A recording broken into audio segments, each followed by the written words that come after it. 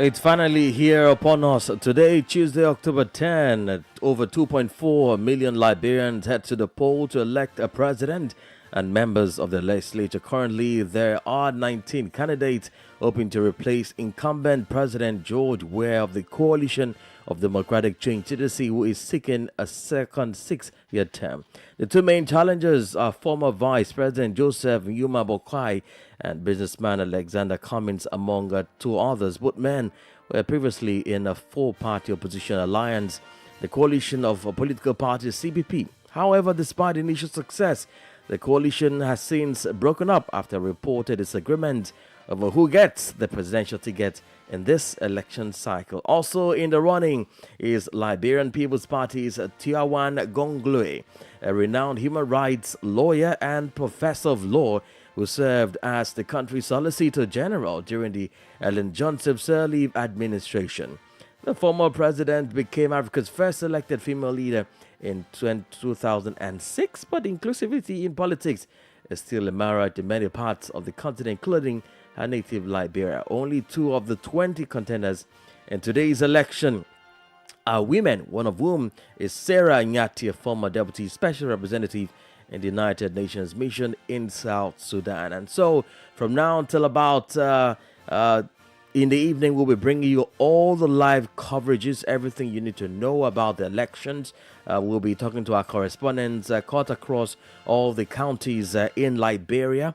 We do have experts on standby. We do have observers who will be sharing their experiences with us. And of course, political analysts will be on ground to also bring you the latest development as the election proceeds. We'll also be having in-studio guests much later on in the day.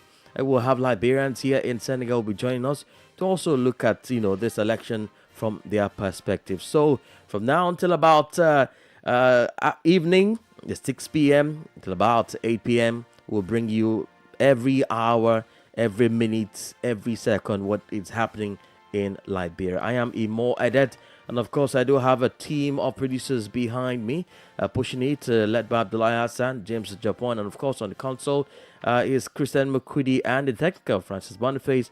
And of course, we do have Maudo Juve pushing this election this morning. So we'll go straight to our first story now. We understand that the regional bloc ECOWAS says it remains optimistic about the conduct of today's election despite a challenging campaign season.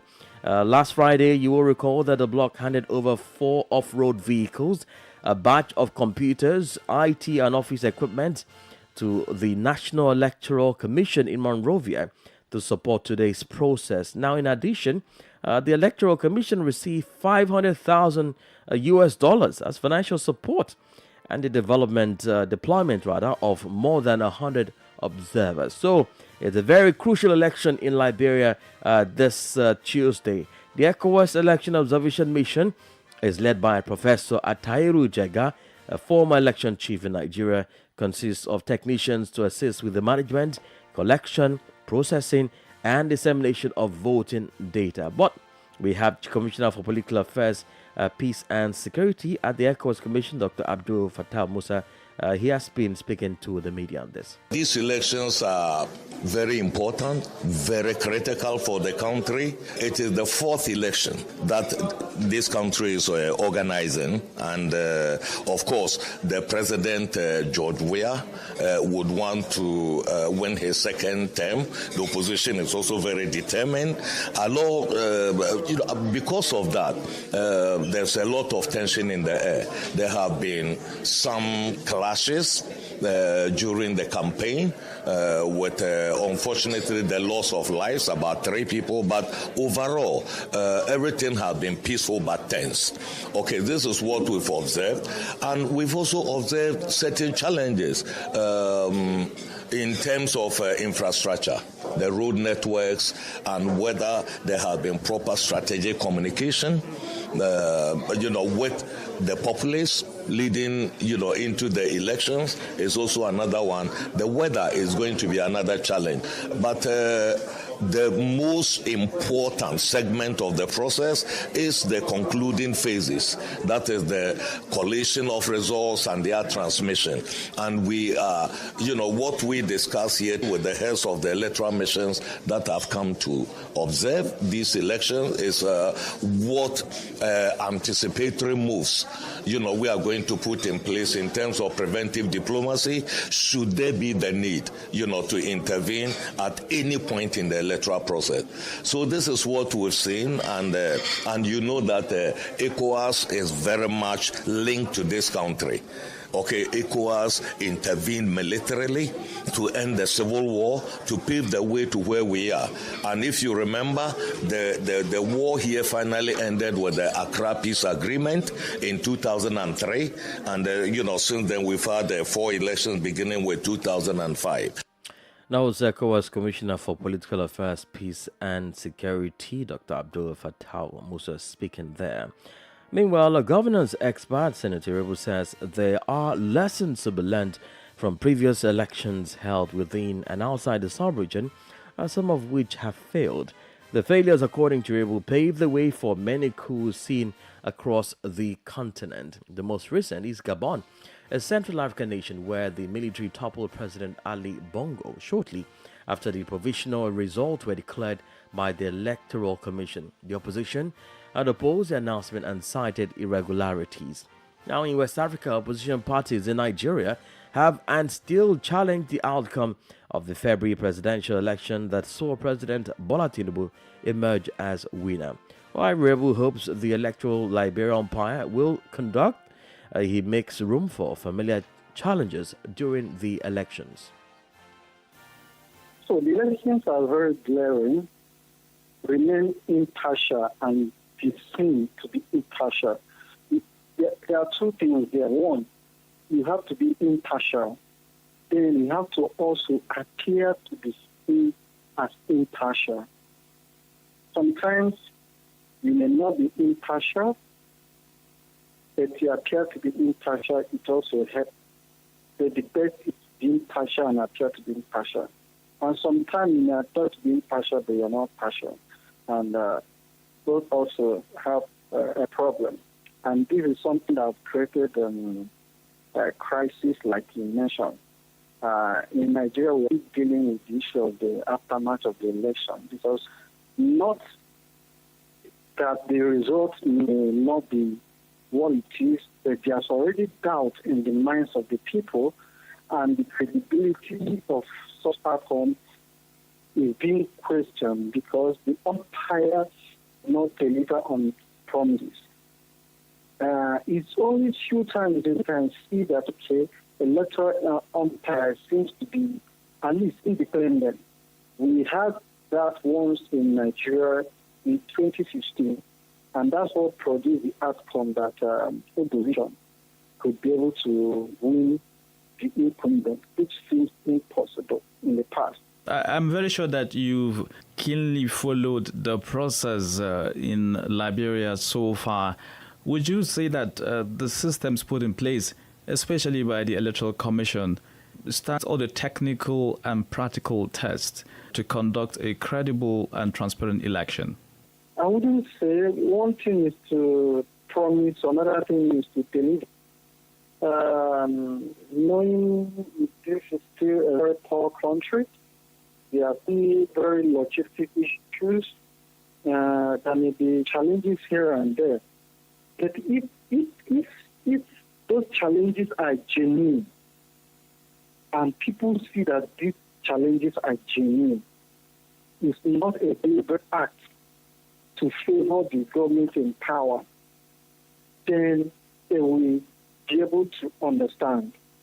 And people can even volunteer to assist in a way that doesn't also have to compromise. But if those challenges are deliberately created to, help government in power, or the outcome is what is helping government in power, like the case we have in Nigeria. Assuming the outcome didn't help government in power, people may be able to say, okay, this is the change. If you think there's an issue here and there, because one, The government in power is using the state resources and supposed to have use it to provide all the necessary support in need. Should they not be able to do that, that means it's a deliberate act to sabotage the system in such a way that will favor the government. But sometimes there may be issues. Technology is not 100%, even in advanced countries. But what I'm saying is it boils down to that transparency.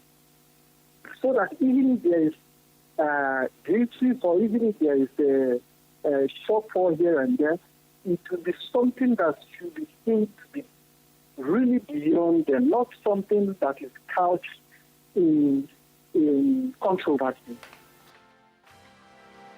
That was Senator Iregbu, a political analyst. So you know that there will be presidential and the vice presidential election, and 88 members of the legislature, 73 representatives, and 15 senators, all will need to be voted in by the over 2.4 million eligible voters in Liberia today. Now, these elections are historic, being the fourth in post-war Liberia, but the second to be organized in the absence of the then UN peacekeeping mission in Liberia, which played a key role in ensuring the security and credibility of the previous electoral process. Now, a total of over 5,000 polling stations will be set up across the 15 political subdivisions of the country, with voting starting at 8 a.m. and ending at 6 p.m. These stations will be staffed by polling officials who are trained by the National Elections Commission (NEC) to manage the voting process. Now, each station caters to a specific number of registered voters, which should not exceed 3,000 as per the Liberian elections law. The location of polling stations is made public in advance. Now, there are 3 types of ballot papers given to each voter at every polling place, denoting the presidential, senatorial, and the House of Representative candidates. The ballot papers are color-coded: red for presidential, blue for senatorial, and green for House of Representative candidates. A special ballot stamp with a unique and confidential NEC identification stamp will be used to mark the back of the ballot paper before giving it to voters. Then, transparent boxes will be used, allowing election observers and political party agents to see the ballot paper being cast by the voter while maintaining the secrecy of the vote. This means this measure will assist in detecting tampered ballot boxes. All sealing and unsealing of ballot boxes take place in the presence of all observers, including political party agents. So now, how do people vote? Well, voting is restricted to Liberian citizens who have attained the age of 18 years or above and have not been judicially identified as incompetent or of unsound mind, and must possess the National Elections Commission biometric voters card. Voting on arrival at their designated polling stations, registered voters present their identification and their names are checked against the final registration roll (FRR), on which their names must appear in order to vote.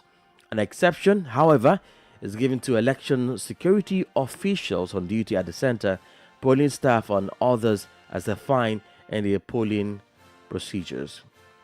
Well, as we understand now, voters are already at the polling station. It's almost 7 a.m. and the people are just, they can't wait to cast their vote. So we understand that 6:45 as it is now, voters are already on the queue, waiting for things to be set up and for them to exercise their right. Well, let's quickly take you through some of the two candidates on this half before we take another element. Now, the first one here is President George Weah. President George Manneh Weah, as we know, and his party is Congress for Democratic Change (CDC). Liberia's incumbent George Weah is the presidential flag bearer of the ruling Congress for Democratic Change (CDC). Congress for Democratic Change (CDC). He is the country's 24th president since its independence and seeking a re-election in today's ballot, and remains a primary contender for the nation's top job. Born on October 1, 1966, on the Capital Bypass in Monrovia, Montserrado County. He owes ancestry to the Kru and the Bassa ethnic groups. Now 56, George Weah is one of the 13 siblings in his family and his husband to Claire Marie, who he married in 1992. Spotlighting his educational background, now Weah holds a master's degree in public administration and a bachelor's degree BA in business administration from DeVry University in Miami, United States of America. He began his early childhood education at the Daniel E. Howard and C.W. Bromskin elementary schools and later attended G.W. Gibson and Ellen Mills Scarborough for his junior high education. The Liberian leader has 3 honorary doctorate degrees of humane letters in recognition of his accomplishments and contributions to many fields including humanity, sports, peace building, and education. Well, the other candidate now is Joseph Nyuma Boakai, presidential candidate of the opposition Unity Party (UP) and main challenger of President Weah in this election. Boakai hope builds his career in the civil service, then later joined politics. The politician and humanitarian has reigned in Liberia's governance space for nearly 4 decades. He was vice president to Ellen Johnson Sirleaf, who was not only Liberia's first but Africa's first female president. Born on November 30, 1944 in Wasonga, Lofa County, Joseph Nyuma Boakai is now 78 and is contesting for the number 1 office at the Executive Mansion for a second time for narrowly losing to now incumbent George Weah in 2017. The ace politician held several positions in previous administrations during which he was praised for innovative and impactful policies. Boakai began his early days as a janitor to pay for his studies, a determination that paid occasion by his poor background. He enrolled at and graduated from the College of West Africa, CWA, one of Liberia's prestigious secondary schools, working in the business office selling books and uniforms. Joe Boakai later graduated from the University of Liberia with a bachelor's degree in business administration as well as from the Kansas State University in the United States. All right, there you have it. Joseph Boakai, second contender in this election. All right, so here in Senegal, for more than 7 years and unable to vote, Terence Touer, a Liberian national, remarks about the current situation in his country as Liberians head to the poll today. Touer also shares his expectations while urging peace among his peers back home. In this brief chat with WADR, he draws a comparison between Liberian government and institutional management, policies and agenda versus what he sees elsewhere, including here in Senegal. Some of these remarkable changes are what he expects from whoever will lead the new from the executive mansion in Monrovia. For the matter of fact, everything is part of the process, most people are out, more people are in, and we just pray to God for a defined direction and to take a lead. So at least, everything will be peaceful and transparent so our people can live in peace and harmony. And when you said peace and harmony, how important is this to you? We Liberians, we should always take into consideration we are one people. So we should respect the rules of law, and respect the will of the people. So when the people decide, that will be done. I think, it's very important because what leads to a lot of crises in Africa, is disadvantage. So we pray for our National Election Commission to the rightful thing and to see how best the peace can still be maintained within our country. Because we don't think, going back to those old days is necessary for our new generation. I think we are on the rebuilding process. We should stay focused and keep the peace and love among ourselves. Now, at what age did you come to Senegal, if Senegal was your first point of call while living in Liberia? I left Liberia 2017, age of 24. So I left Liberia, like a youthful person, like someone who understands the system and see the day-to-day activity and know how our daily lifestyle runs within our country. So I was a little bit mature, before leaving. So I know what it takes. So, how would you describe your journey of recovery from the years of civil wars in Liberia? It's not an easy task. Going during the civil crisis, and come out through the tough time.